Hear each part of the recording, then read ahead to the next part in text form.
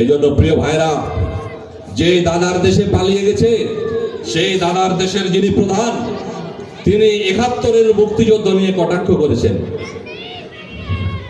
৭১-এর মুক্তিযুদ্ধ নাকি বাংলাদেশের সাথে পাকিস্তানের যুদ্ধ হয়নি, বাংলাদেশের সাথে ভারতের যুদ্ধ হয়েছে। আপনারা যদি এত দেশপ্রেমিক হয়ে থাকেন, তাহলে নরেন্দ্র মোদীর এই বক্তব্যের তীব্র প্রতিবাদ আপনারা করতেন, কিন্তু আপনারা করেননি।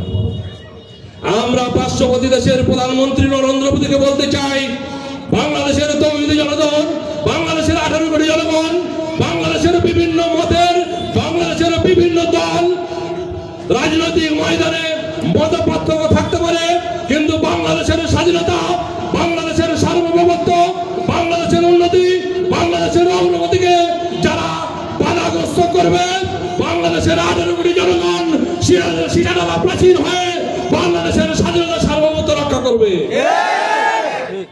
এর প্রমাণ আপনারা ঢাকায় দেখেছেন। কবে নাকি প্রত্যাবর্তন করছিল, সকল মত, সকল দলের লোক এক জায়গায় হয়ে সেই প্রত্যাবর্তন ঠেকানো হয়েছে।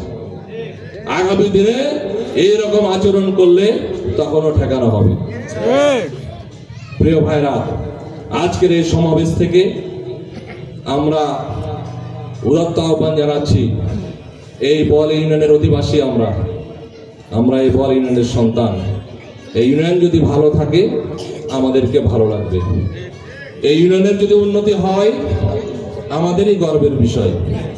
এই জন্য সকল মত, পথ, দল ভেদাভেদ ভুলে আসুন না এই ইউনিয়নটাকে একটু গড়ি।